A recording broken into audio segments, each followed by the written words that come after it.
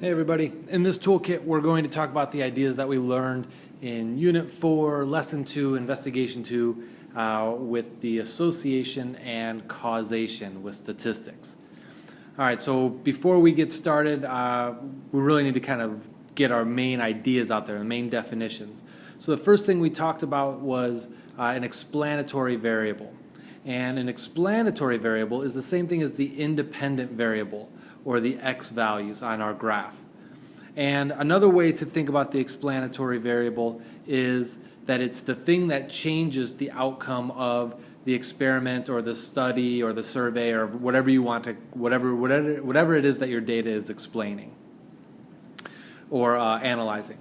The other variable is called the response variable, and the response variable is the same thing as the dependent variable. And you remember the dependent variable is our y values.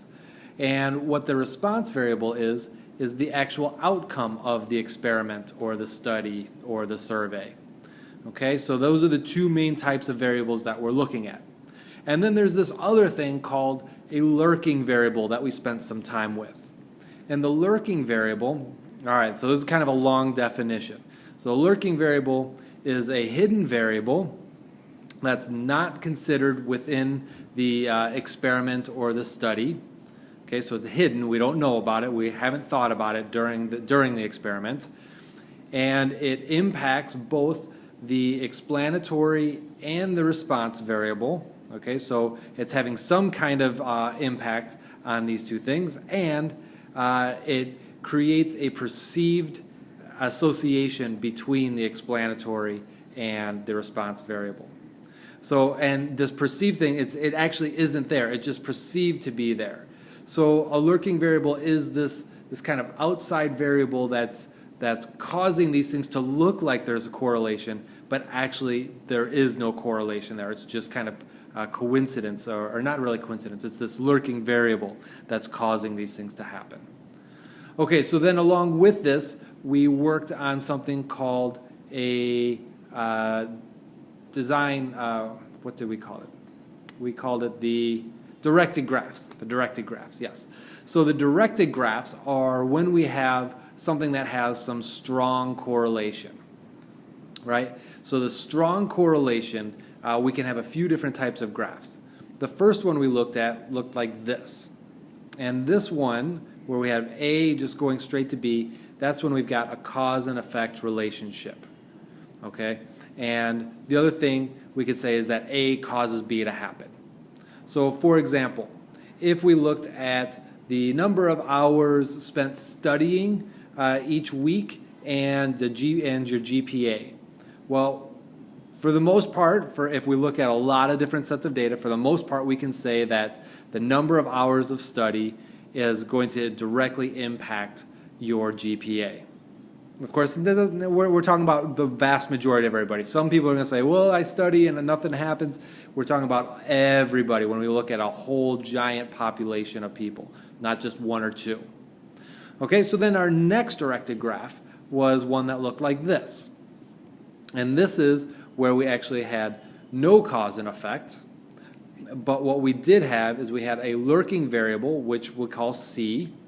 Right? So the C part is the lurking variable, that hidden variable, which impacts both A and B, our explanatory and our response variables. So that's kind of like what we were just talking about on the previous screen. So as an example for this, we can say the reading ability of a child and their shoe size.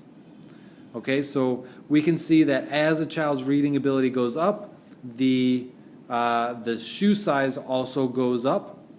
But it's not really, one does not impact the other. There's no cause and effect there.